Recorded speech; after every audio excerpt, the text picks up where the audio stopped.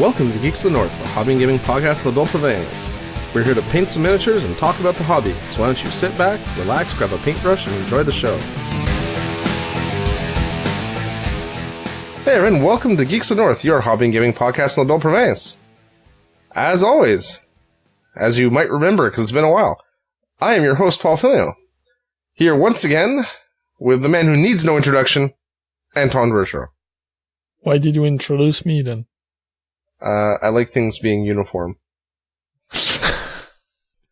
Don't mess with my OCD, man. How's it going, Antoine? Going okay. Tired. Oh, yeah. It's been a big month. Yeah, well, moving is a big month, and planning for the move is a big month, and selling the house is a big month, and combine all that in 1 month, and it's an extra big month. Oh, the move is not done yet, so it's... That's true. I'm not seeing the light at the end of the tunnel yet. Yeah. But it will come. Yes. Yes, it will. I hope so. I got nothing to add. Just yes. I'm being supportive. I'm a good friend. Yeah, no, we haven't pod faded. We actually tried recording an episode, and Skype pooped all over us and died halfway through. And then the house selling came up, and life was chaotic, and we never got back to recording until this week. Yep. So yeah, we're back. Yay, rejoice. Oh yeah. And, we probably should have organized the subject beforehand. Are we actually doing what was in the doc or what we talked about last night? When we're done with the hobby, we'll see what we feel like. Oh, excellent. Don't mind. Quality podcasting here, folks. As always. So, I must be honest, I forgot that we had a topic in the doc, and... Well, at least we're consistent in being bad. Yep. That is not supposed to be like that. So, what you doing there tonight? I'm painting a boot. Did you say a booth? B-O-O-T-H or a boot? B-O-O-T. Okay.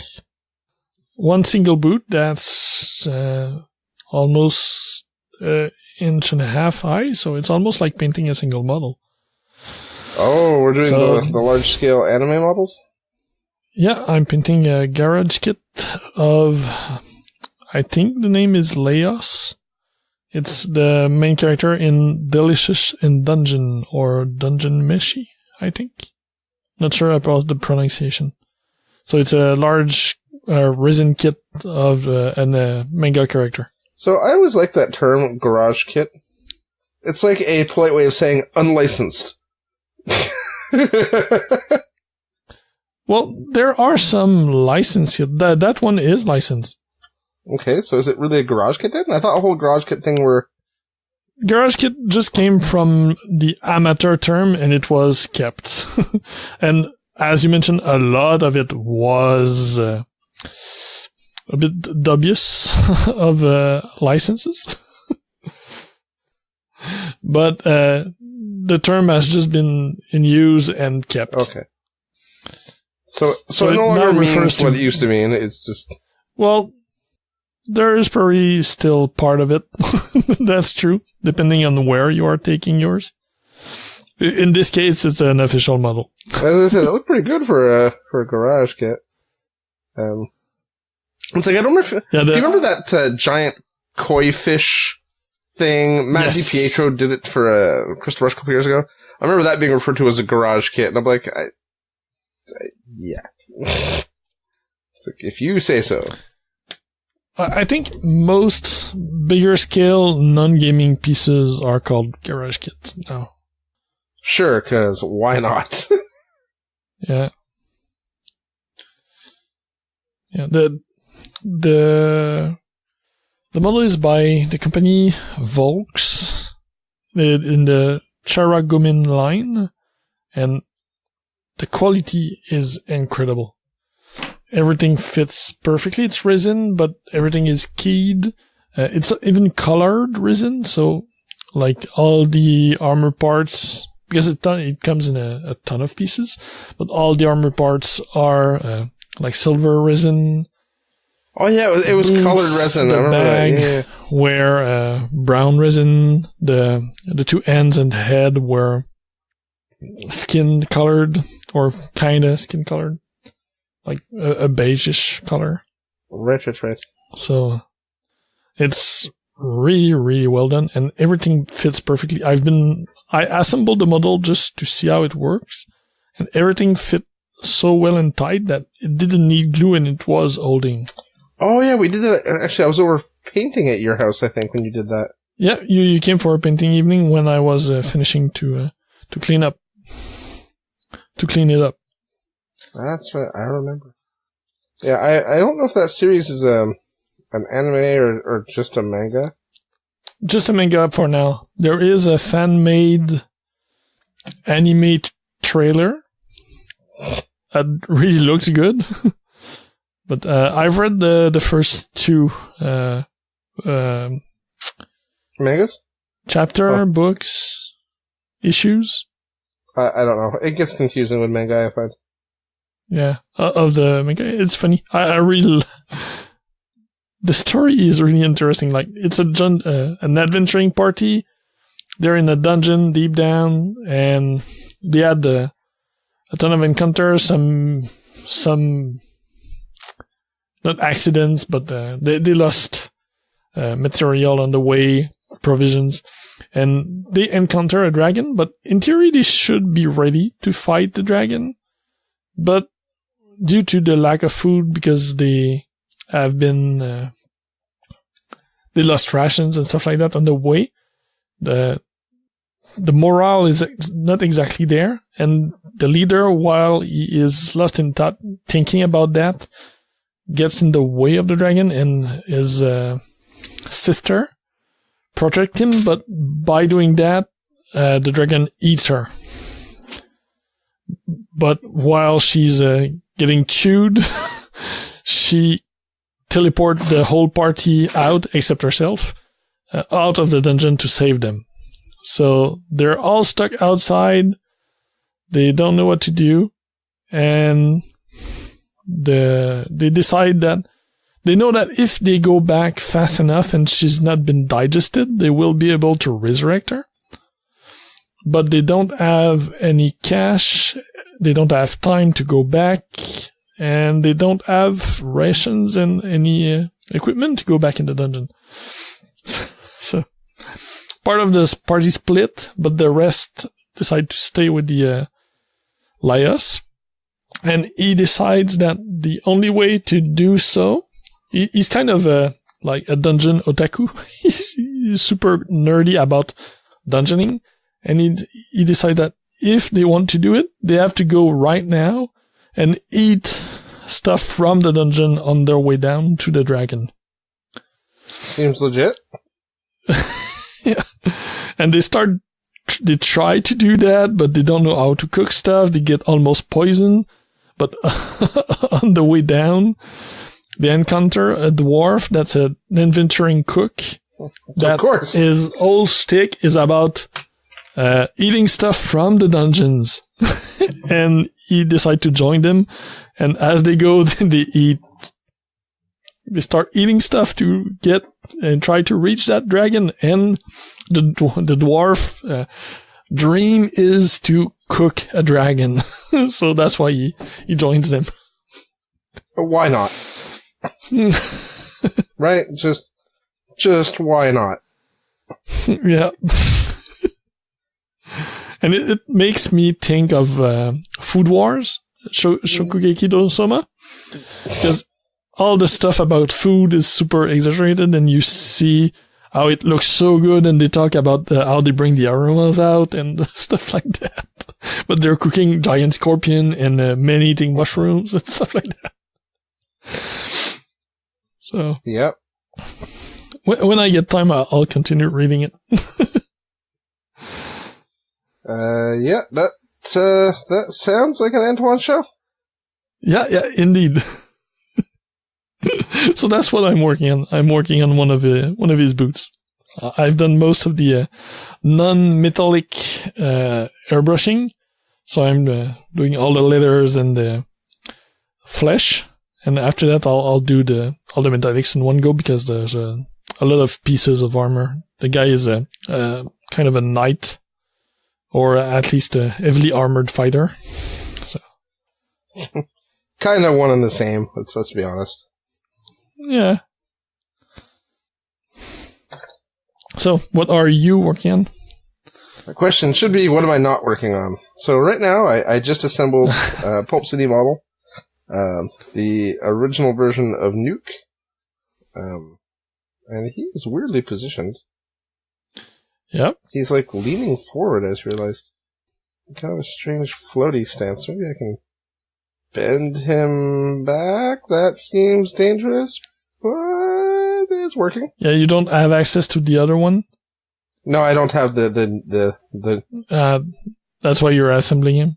Because the other one looks so good. Yeah. I have the old one. He's assembled now. I was making a bad guy crew a while back, and I never quite finished it. So that was one of the models. Also, there should be a Twilight somewhere on this table. It needs to be assembled. Oh look, there's Mysterious Man and Zenobi. Yeah, so I assembled him to get him out of pieces, so there's less chance that I will lose a piece. pieces. Yep. And he has tiny pieces, so yeah. Yes, he does. That was the right way to Yep, go. that's my thought exactly. Aside from that, I have Relic Knights on my table, because apparently that's a thing, again. I blame you, Antoine. Never stop playing? You never stop playing? Yes, this is true, but you play like one game a year, so I don't know if it really counts, but... I play at least 3 or 5 with Daniel every year. I like how you doubled More down there. than that Not 3 or 4, 3 or 5. Never 4. I'm tired, so it's probably... Never 4. You either go 5 or you go 3. Yeah, 4 that's is right out. Yeah. Yeah, the tiredness is kicking in. It's all good. No, but we play... we play at least an handful. Like, Daniel, I only play with him during summer or during any school break. So that limits when we get to play, but when that happens, we tend to just play Relic Knights together. Yeah, he's one of those weird, like, overachieving school teachers that cares about, being alert and prepared for work. So he tries not to stay out late gaming during the school year, because he has to get up at like 5 a.m. to get to class or something. And he does live even farther than you from the store, so... Yes, this is true. He lives off of the island on the west, and you live off the island in the east. Yeah, but even if I live off the island, I live 20 minutes from the store. Yeah. The store is in the east, so... For me, it's nothing. Yes. The store is definitely closer to you than it is to Daniel or I. But it is still closer to me than Daniel. Yes. Yep. These are all true facts. So there's Daniel we can play with, and there are... we have friends in New England that we will be able to play with also. Yeah, that's the apparent... that's apparently the case. That's why I'm getting these things ready, because I saw talk about Captain Con and Relic Knights and blah, blah, blah, blah, blah, so... And Pulp City. And Pulp City. We must be honest, that was the first goal, but... Yes. Yes, Pulp City will be good.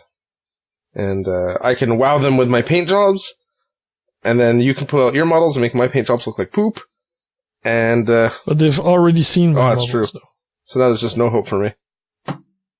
It'll be, oh, wow, those are really nice. But have you seen Antoine's? Like, yes. Your stuff will be new. That's true. That's true. It's a fun game. Pulp City, I mean.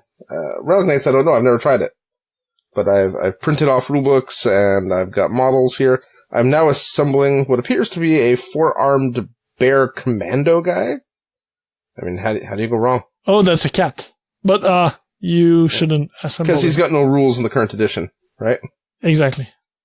Is in the first extension that will come out when/if they come out. Well, I'm going to assemble him anyway because he was here. Yeah. But right now you don't have rules to play him. That's okay. I don't need no stinking rules. Okay, I kind of need rules. Yeah. He's a giant cat, though. I couldn't tell. Not a bear. Okay. I'll take your word for it. Fluff Bunny Antoine, I haven't read anything. Well, no, I think he's a raccoon. Sure. Yeah. Because the Tonarians are cat people, I think. That's the Relic Knights for the Relic Knight for Doctrine, Kisa. Oh yeah. The half-dressed wizard-looking chick that's riding a giant mechanized cat or something. Yeah. Those are the cat people, and I think this guy is originally from the Corsair, and I think he's like a raccoon or a red panda. Is there a Corsair version of him with like a frying pan and stuff, like a chef? Yep. It's the same character? Yeah, so it's the same character, but the one you have is what they call the Dark Space version. So they're kind of the alternate version that go in different factions. Oh, okay. There were special models done for the Kickstarter, and they don't have a specific fluff or something. Most of them also were more inspired by outside license. Yeah, I was looking. There's a lot of stuff that doesn't have models, like the Gabe and Tycho, and like have models have rules. There's a bunch of stuff with no rules. It's unfortunate. Mm-hmm.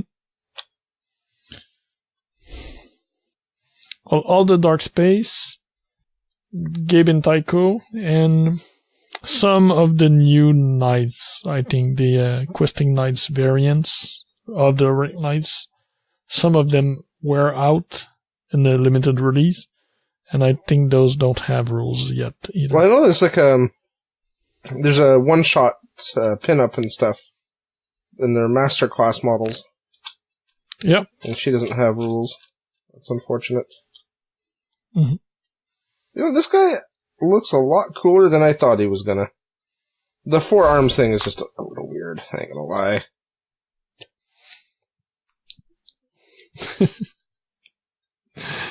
What else have you worked on in the past, month now? Chibis, Antoine. Lots of chibis.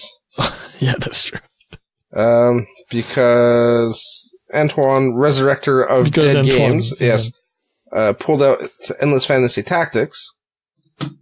Well, that was second. Oh, sorry, yes. First we played Rangers of Shadowdeep. We played Chibis of Shadowdeep. Yes, which is a phenomenal game. I had so much fun with it. I really like the role-playing aspect of it. Or rather, the character sheet aspect of it. It made me think, like Final Fantasy-esque or something. I really, really liked it. And then, because we had the chibis out anyway, and Antoine had done a board for a competition, a terrain board, we started playing some Endless Fantasy Tactics. And that has also been cool and fun and enjoyable. So you started painting more chibis. Yeah, so I painted, 4 or 5 chibis last week. And I assembled God knows how many more. And you painted like the same amount the week before for the Rangers game too. No, I only painted, I painted 3 that week before. Yeah, your Knight, your Companion, and the Wolf, I think.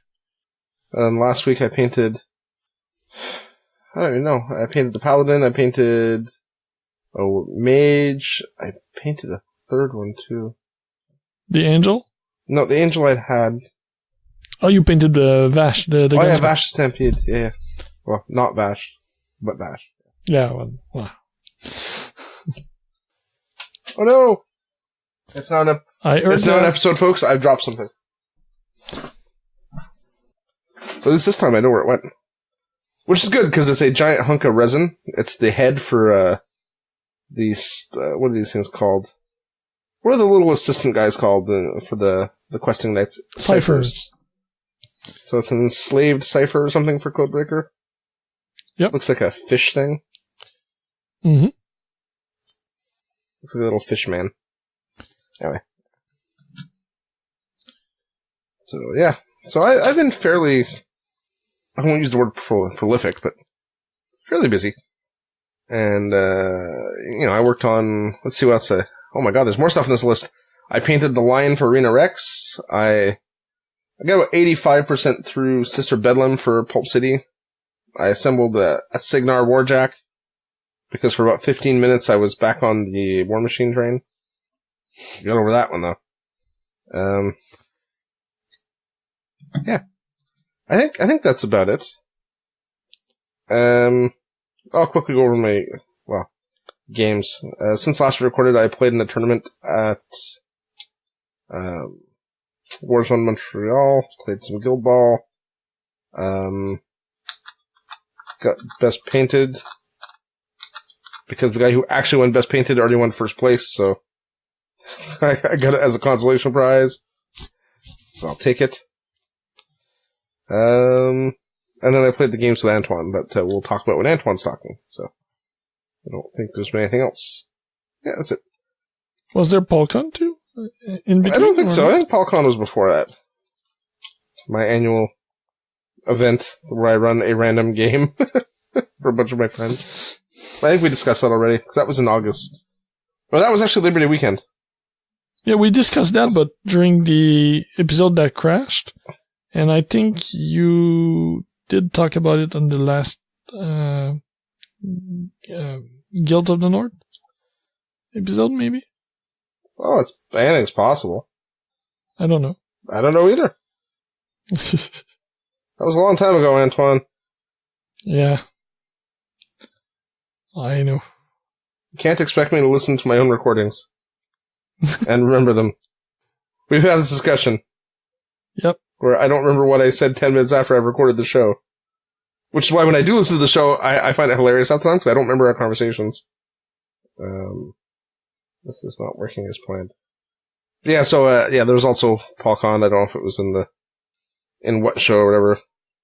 We did a Guild Ball tournament at my mom's house in the country. It was lots of fun. I fed people. It was good. It was a good day of gaming. And I look forward to the winter edition. Alright, buddy, you're up. I haven't done much because, like we've already talked about, we are planning a move here, so cleaning the house, getting ready for sale, keeping it all tidy for the visits. Tidy. Tidy? Yeah. Okay, tidy. Yeah, titties are something else. Never mind. Sorry, you were saying. Keeping it all tidy for the visits took the brunt of my time. But in the was it last week or the week before? Yeah, I've already mentioned the Rogues Cults Craft-Off competition. Mm-hmm. So the first month in the end was a kind of a free month. But for the second month, I got the Ruined Temple team, and I couldn't start working on it until the last week. But in the last week, I took a lot of time during those 5 days, but I was able to finish my small demo-size board for Endless Fantasy Tactics of a Forest Temple board. And it looks stupid good, people. Do yourself a favor. Go to Antoine's Facebook page, the Zunion page. There's pictures of it there. Yeah, or on my blog too. Yeah. And, you blog. That's so 90s. Yep.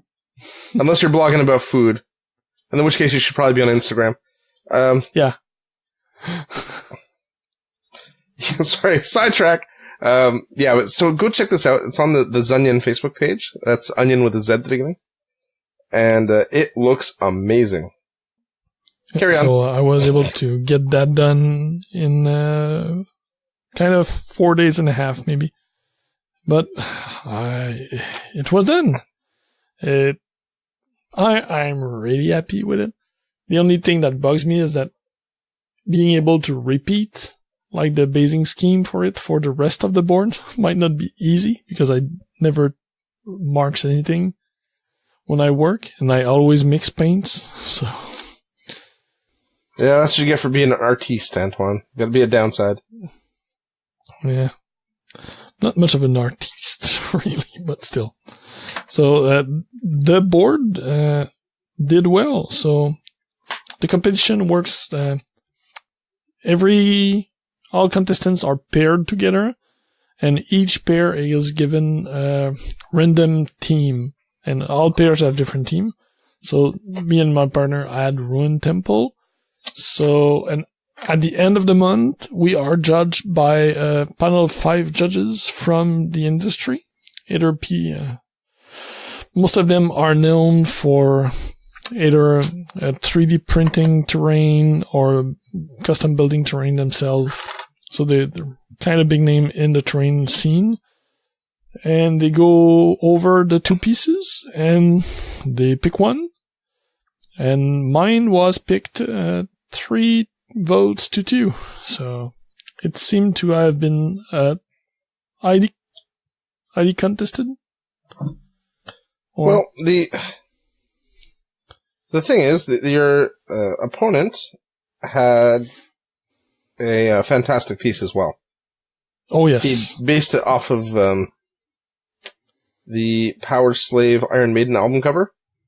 Mm-hmm. And he built this whole giant pyramid that was, you could open up inside and access the inside, and there was all kinds of, like, terrain surrounding it.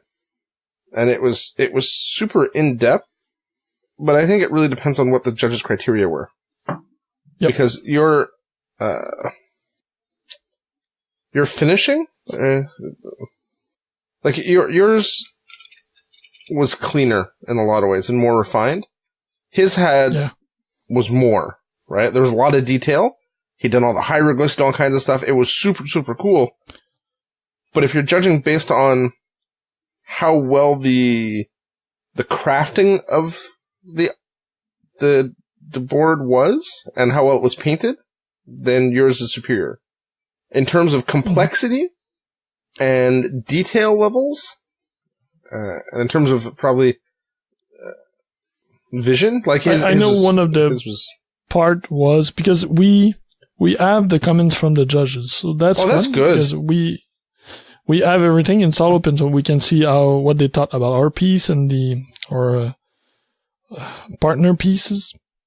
And in the 2 guys that didn't vote for me in the end, their main point was that mine was not close enough to the team, and that's really important.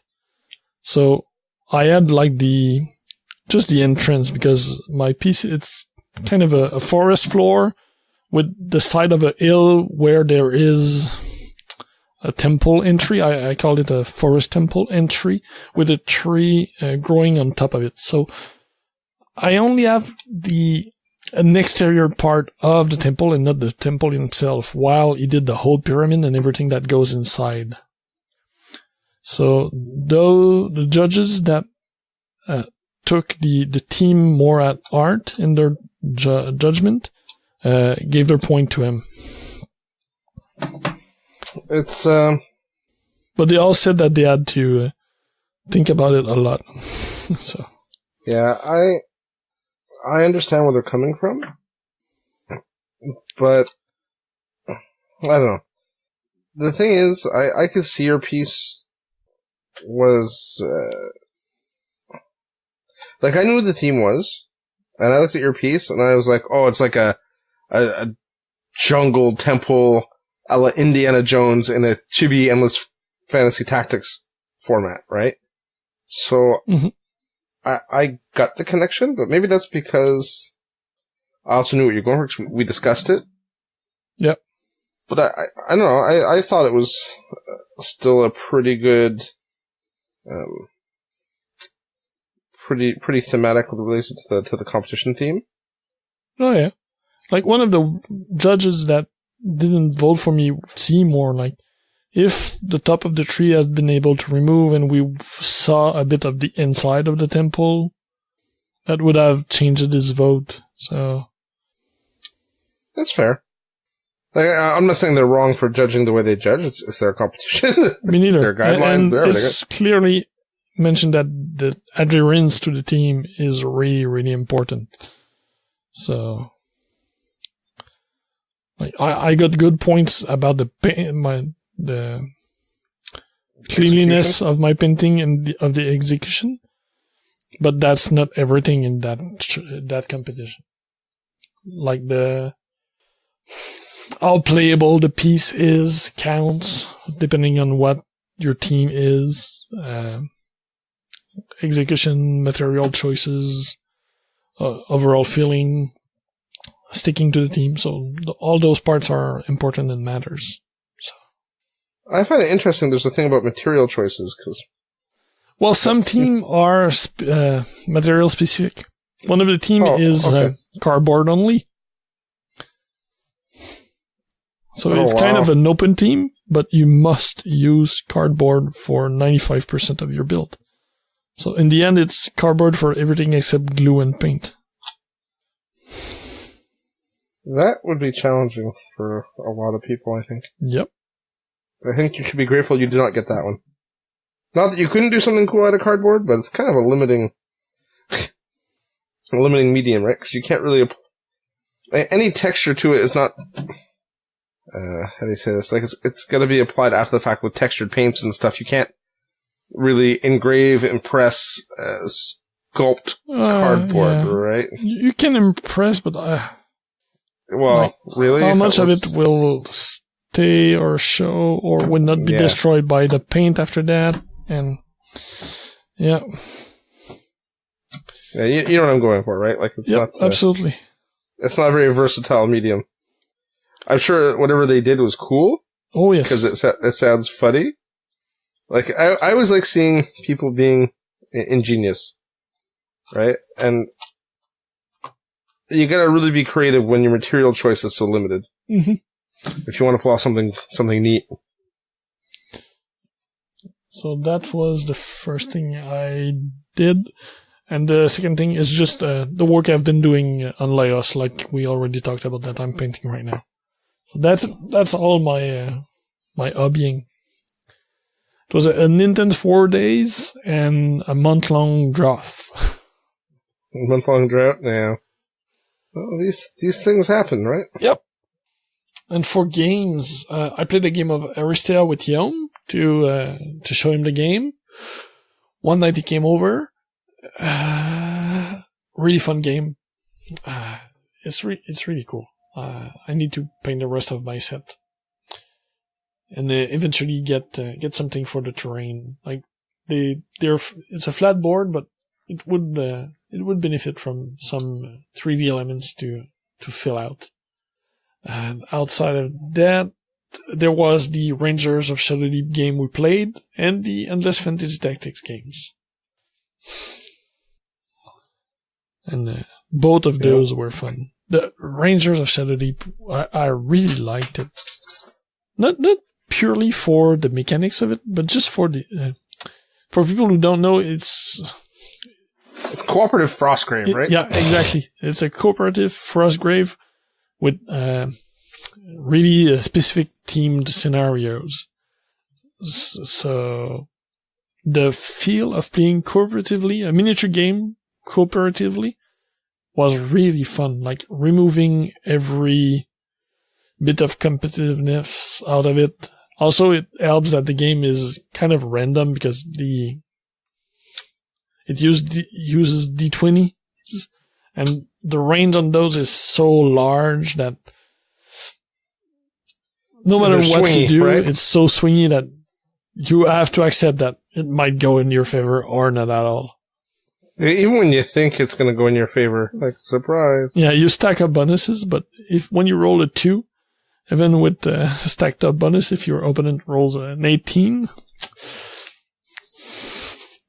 you won't have enough to compensate. Yeah, it's the game is also deadly. Like, yeah, you're like, oh, I'm gonna be okay. I'm gonna be not okay. Yeah, but it was I really liked playing. We played with Paul and Yum, so we were 3 rangers and their companions through the first mission. That mission included 2 scenarios, so we played that in an evening, and it was really fun. Yeah, it was about 2.5 hours, maybe. With, yeah, like, something like that. With learning the rules, which, mind you, there wasn't a ton to learn. Yeah, it was played fast. It was engaging. The biggest challenge of that game is the terrain types you need and the amount of models you need. Yeah. Right? Because, every scenario is in a different location with a bunch of different opponents. So it takes a ton of models to really play the game. Yeah. And like the other says, go heavy on proxy. You don't need to get everything right. Especially as everything changed from scenario to scenario. But still, you want something that kind of fits, at least. Yeah. That's the challenge. But, I mean, like the first scenario is all about, giant rats and zombies. I mean, you could use skeletons or ghouls or whatever. Like, the next missions, I think, are gnolls, I think. So you could use orcs or goblins. Yep. Like, you can... There's a lot of ways to play it, but... Yeah, the next mission I was looking at starting to plan it. And we will use... That's the one that needs the 3 dungeon rooms. 3-room dungeon for the base of the tower. That's the next one? Yeah, that's the next one. I thought that was the last one. I thought the next one was the one with the gnolls. Yeah, the gnolls, that mission, the gnolls are in the first scenario. Yeah. They are guarding it. The second scenario is that, and the last scenario of the mission is the tower itself. Yeah, that's right. I always forget how things are broken up. So we'll have to decide how we do that. Does your terrain competition have a month where you have to build a tower? Is that You never know because it's random every time. Like my team this month is farm. Oh yeah, it's discussing that. The thing is, so here's the thing, right? Yeah. How do you... Farm is pretty vague. Absolutely. So you could build, for example, a terrain board that looked like a, one of the Minecraft farms where people like produce a random resource in Minecraft, and it's technically a farm. Yeah, I had a server farm in mind. I had a alien type room full of eggs in mind, or any type of horror bodies and cocoons or stuff like that.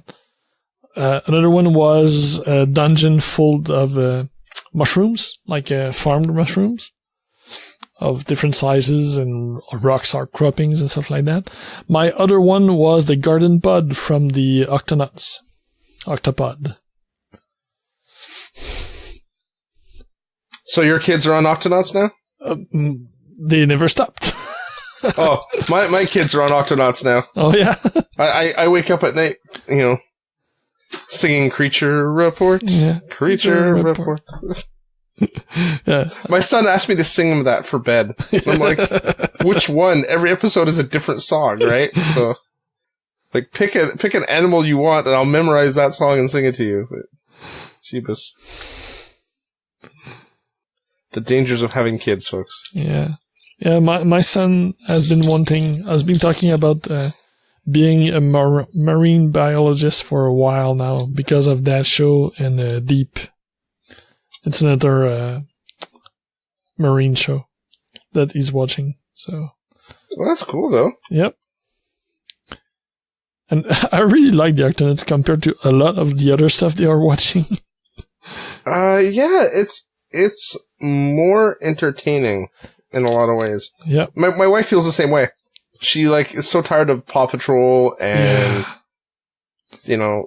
Dora and all that stuff. She likes Octonauts and even I learned stuff. Some of the animals are in there I had no idea existed. And some of the stuff, you'd swear to God they just make it up for the cartoon because it's so out of this world crazy. That can't exist. No, but they always have the after show where they... The creature report, exactly, where they show real videos of them, and wow. There is some messed up stuff living under the sea. Oh, yes. That's all I'm gonna say. Yeah. And I ain't just talking about Ariel. There is some wicked crazy stuff down there.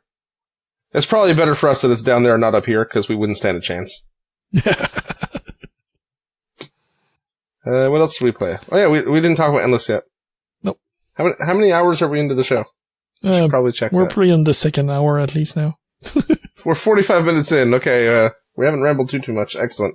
Well, we hadn't recorded in a month, so we had stuff to say. Yeah, no, that's fine. I'm just trying to make sure we keep it concise-ish. Ish, yeah. Don't worry, I ain't fooling myself. It's all good. Yeah, so Endless. Yeah. We've talked about that game in the past, but... a long time ago. Yeah, a long time ago. And to be honest, I hadn't played it. I played it forever ago during the first Kickstarter. We tried it. Mm-hmm. And I found the game, I would say, overly simplistic, and I found it degenerated quickly into a lot of repetitive turns. Right? I move behind you, you move behind me, I move behind you again. But we were playing with a very small model count back then on a small board, or even actually it was a fairly big board, but we were playing a small model count, and I think we played it wrong. I think it really needs more models. And at the end of the game, it does kind of it breaks down. When you get 3 or 4 guys on one guy. Mm-hmm. But realistically, what game doesn't at that point? And the few games we've played were also just a general skirmish scenario. There are other scenarios where you have more stuff to do, and that probably colors more what you do. Yeah. That adds to every game, right? Yep. Any game where you get more than just kill each other always helps. You also look good. Sorry, I just assembled the what's this guy's name? CSM Alex or something? Yes. Because I picked him up at Captain Con last year for $5, and he's a giant resin model, and he's quite nice. But yeah, sorry, Endless Fantasy. Yeah, it's fun. Yeah, the game is very enjoyable. I like the fact that you can have multiple models of the same class, but they feel different because of the abilities you give them. Mm-hmm. Now, you can have a knight that's very tanky, but you can also have a knight that's very paladin-y, or you could have a knight that's, very DPS-y, but, we saw that during our last game. Your knight was a tank, and my knight was, more concentrated on movement and attack. Yep. Just because how it works, the front of the card is the same for everybody, but the back of the cards came with a list of commons. And when you pick your character, you pick a specific number of commons based on the point size, the point of the model. So most characters are 2 crystals, which is their 2 points. Yeah, points. Their resource. Yeah. And they are also the generic models in the game. There are some 1 crystals and some special characters 3 crystal ones, but most of them are 2 crystals. And you pick 4 out of 10 commons. Yeah. So you take 4. You pick any 4 of the commands. Yeah.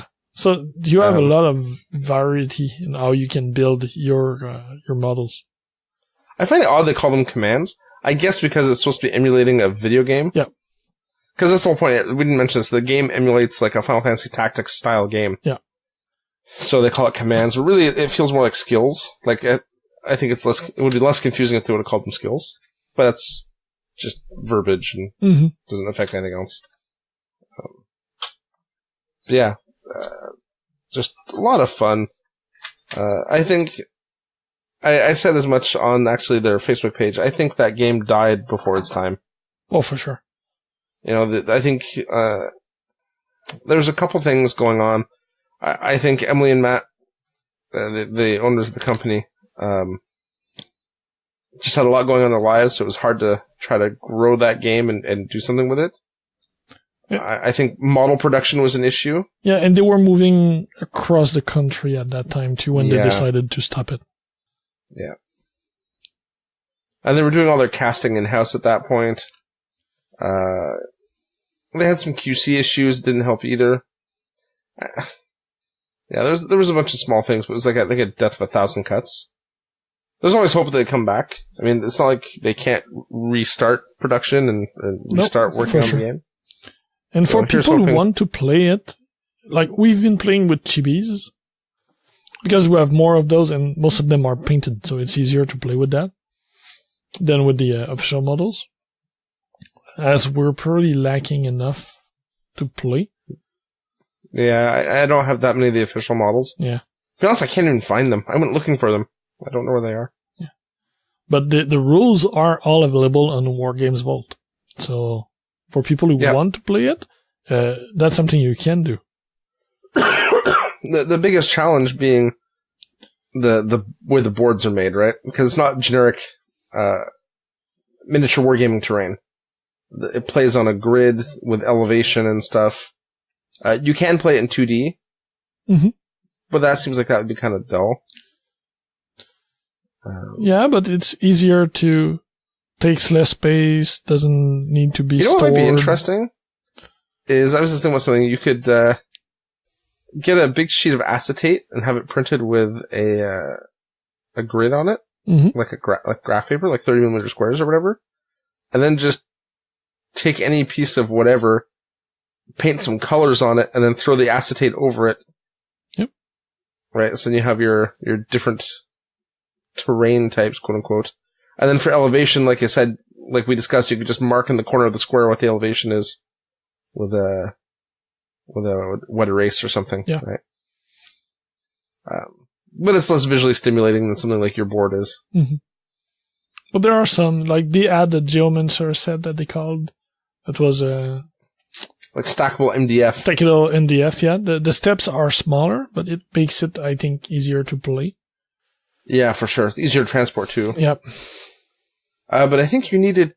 I seem to recall that was another problem. The Geomancer set was nice, but it wasn't cheap. It wasn't cheap. It was a quarter. It was only board, a quarter size, like my board. It was an 8x8 squares. Yeah. So you needed 4 sets, and I think it was... Wasn't it like $25 or $30 US? Possible. I don't know. Yeah, so it was like you needed to spend over $100 US for a board, and that's a pretty big deal. And it was only really usable for that game. It's not like, I'll spend $100 on a couple buildings from Tabletop World, but that's okay because I can use it for multiple games. Yes. Okay isn't, the mileage may vary on whether or not that's okay, but if you ask my wife, that is not okay. But you get my point. I do. Yeah. So, but we've had a lot of fun with that. We played a couple of games on that new board, the new forest board, and we played a larger game at like a full-size game on my old demo board. And my God, melee was deadly on that small board. Yes. But the board looks good, so I kind of wish I had time to finish it because I only did a quarter of it. But the rest will be faster too because there's no giant tree on it that I need to sculpt. So hopefully soonish I'll have time to work on it. And if we continue to play, I have other boards ideas that I want to do, so that's bad. I always have ideas for terrain, but it's always so specific that it's not reusable everywhere elsewhere. Yeah. But that could be usable for like variants of Super Dungeon Explorer, or maybe even for RPGs. If you play with miniatures, you need the tiles anyway for counting. Yeah, this is true. They are really specific sets that would need to fit with your adventures. But I wonder if you could use something like Dwarven Forge. Doesn't Dwarven Forge tiles stack? Aren't they stackable? Isn't there something for that? yes, I'm sure there is. I don't know much about it, but I wonder if we could... I mean, I know it's not cheap, but then at least it's modular. Mm-hmm.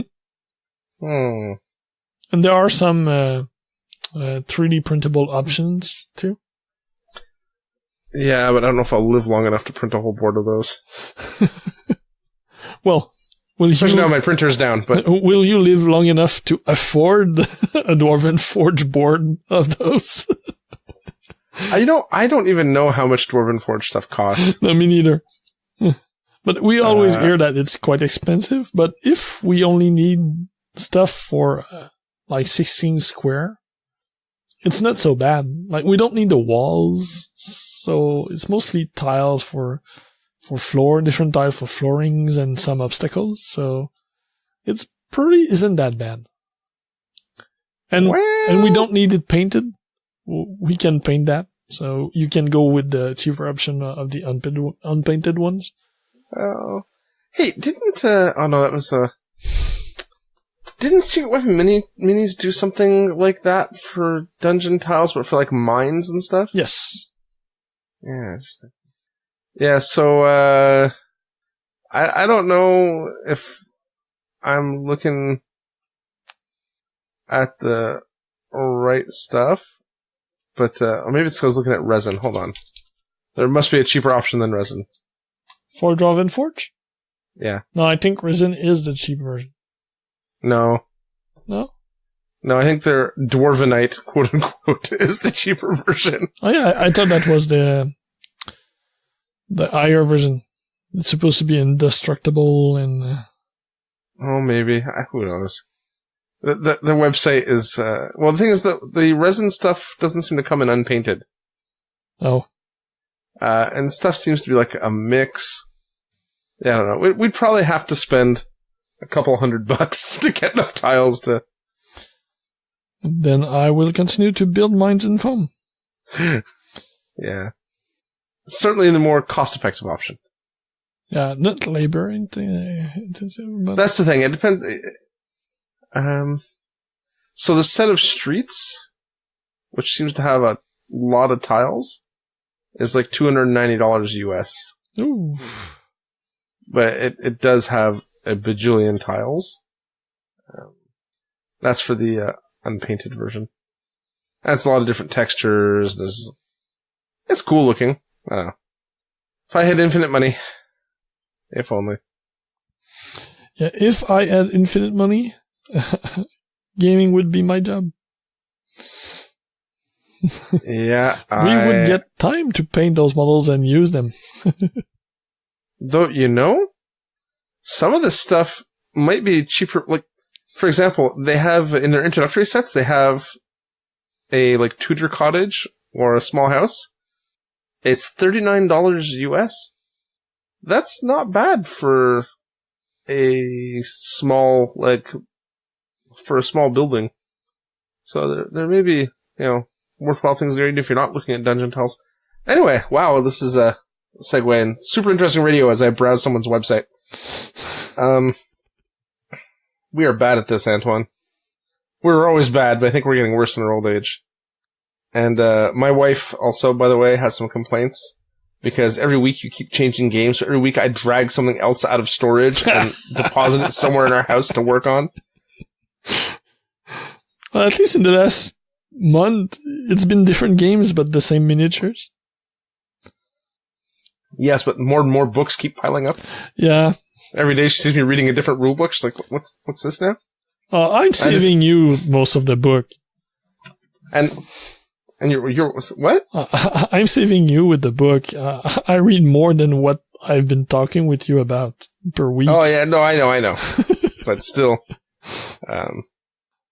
but I just, I appease my wife by reminding her that, or by letting her know that these are all games I already have miniatures for, and there's no financial investment. So that goes a long way to making things okay. Yep. We're in. I have only the French word rentabilisons. On rentabilise nos anciens achats. Yeah, exactly. We're finding the value in our previous. That's not right, quite right. Anyway, yes, it's exactly right. Whatever it is you're trying to say, it's exactly right. My brain is too tired to translate.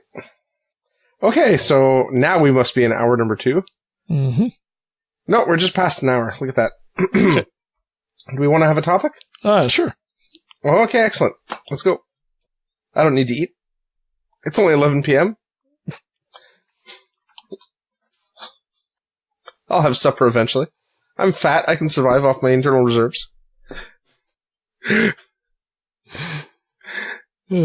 Or we can just go over the news and call it a day, and we'll have a topic next week when we have less to talk about. Excellent. I like that idea. I think that's a better idea now. If we don't want to make a 2-minute show 2 hours, exactly. Like Yom is not there. That's Yom territory time now. So. Well, it's because we spent a lot of time talking about hobby because we had like 8 weeks of hobby or whatever. Yeah. So. Well, in theory, I had 1 week of hobby. Yeah, and then 3 weeks of house cleaning. Yeah. Well, still. It's a bit different. I have some items to talk about. Sadly, there's some stuff that we've missed because of time. There will probably be, I'm drawing a blank. It's Jean Virgil, Kickstarter M3 Studios, Kickstarter for Atom City. Oh, he did terrain for Fallout team terrain, for a 3D printable terrain. But his Kickstarter will be ending when we release the show. However, there will eventually be late pledges for it, I'm sure. So I'll include a link in the show notes anyway. For people to at least go see it, because it's really, really interesting stuff that he's done, and it looks really good.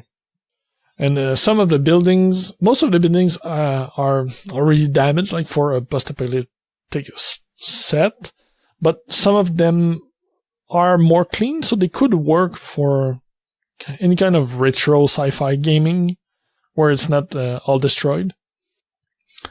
So it's some really good stuff. So there was that one was supposed to be mentioned before, but we didn't record in time for it to be worth it.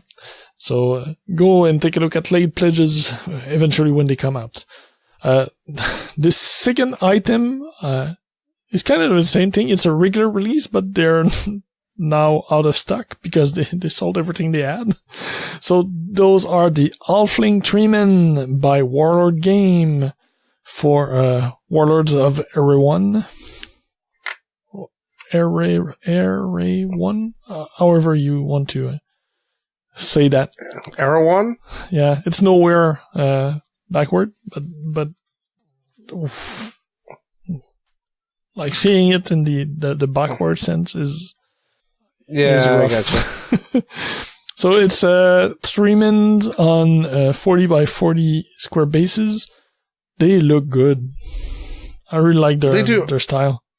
What makes them halfling? Is because they're on.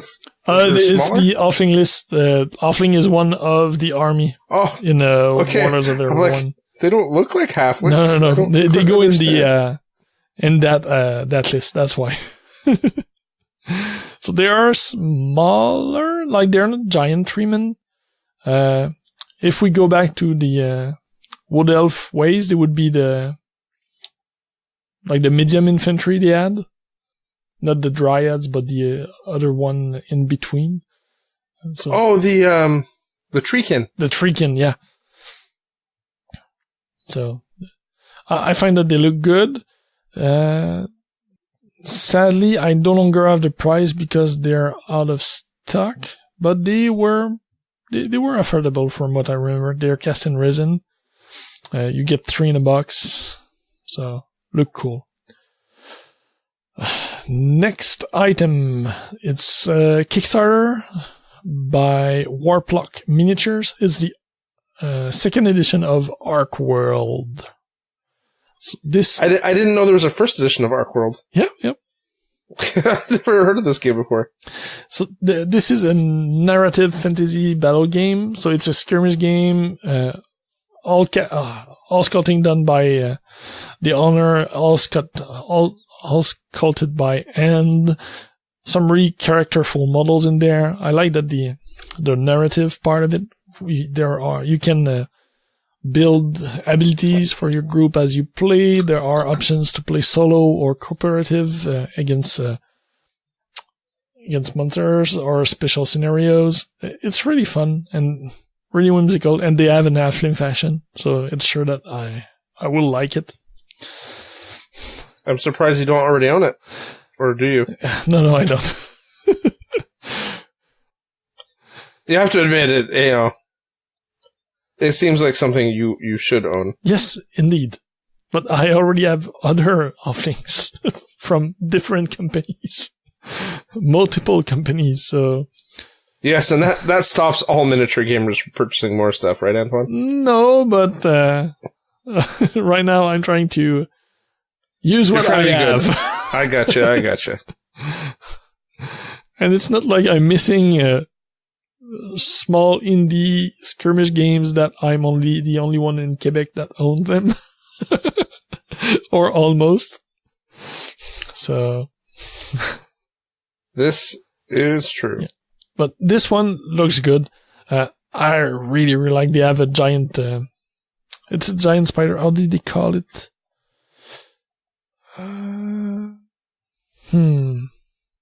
Anyway, look at it. It's one of their scenario monster. It's a giant spider with kind of like humanoid ends in front, which make it even more scary. It's the Spider Queen.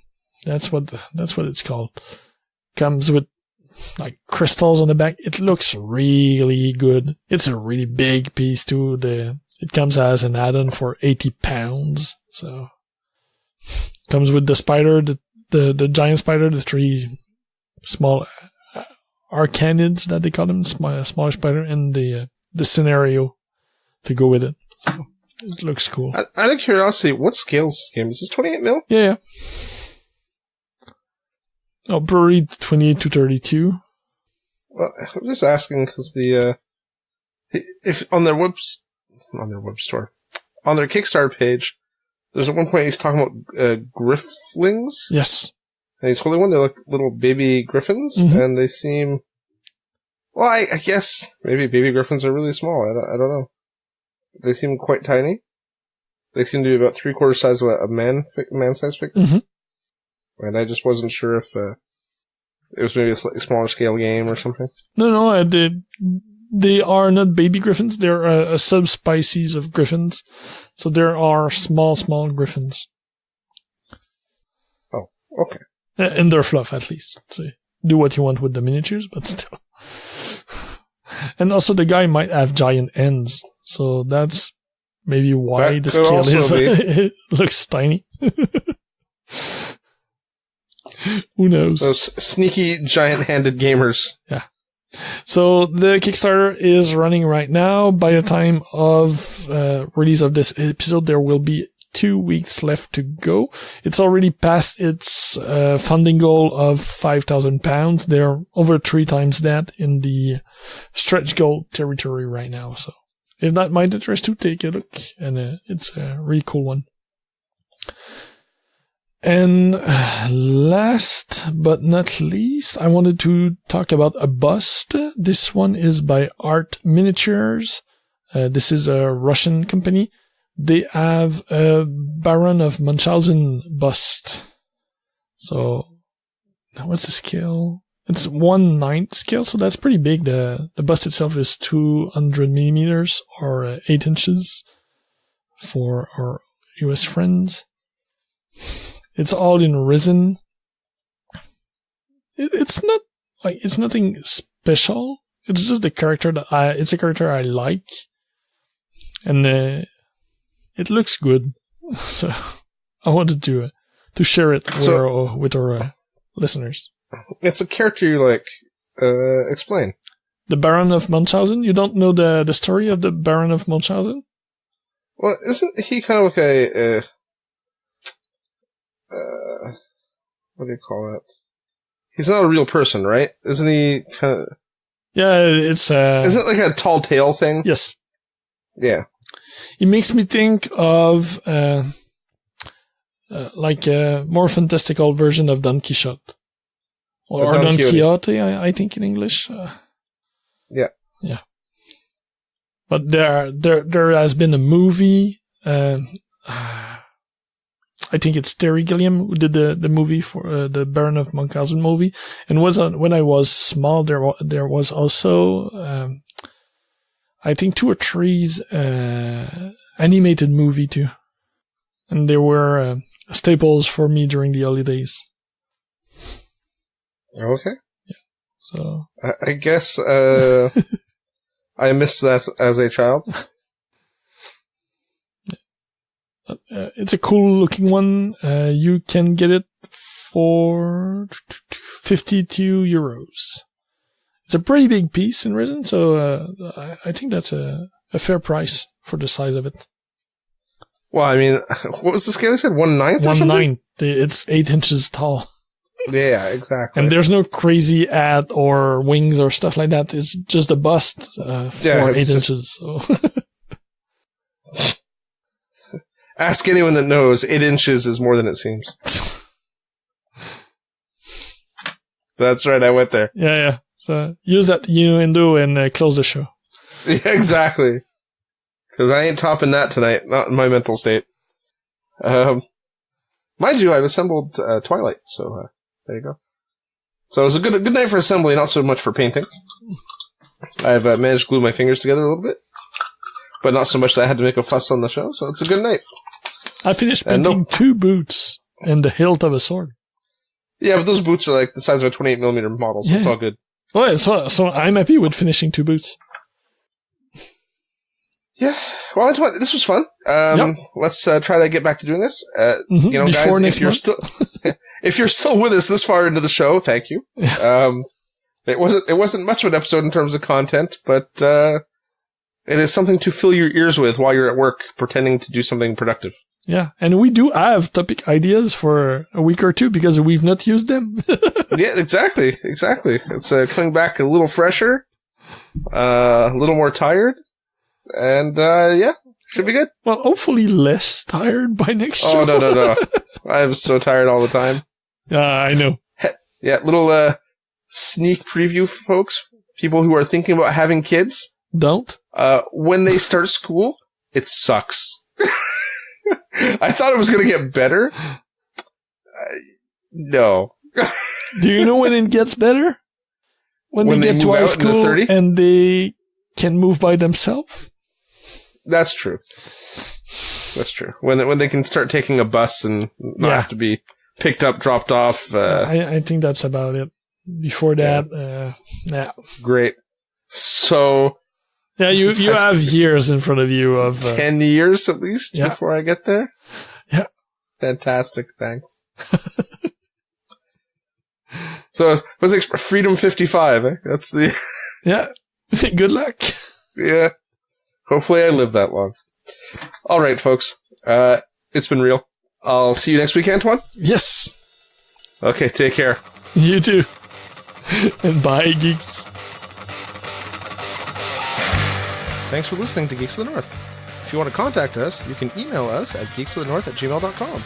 Like us on Facebook at facebook.com/Geeks of the North, or follow us on Twitter at Geeks of the North.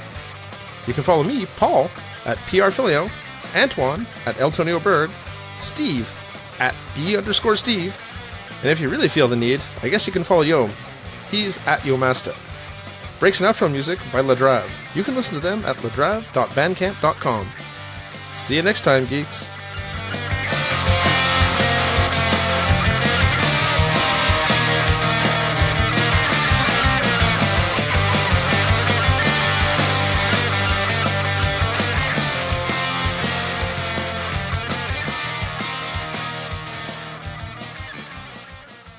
Thank you for checking out a United Geeks Network family member.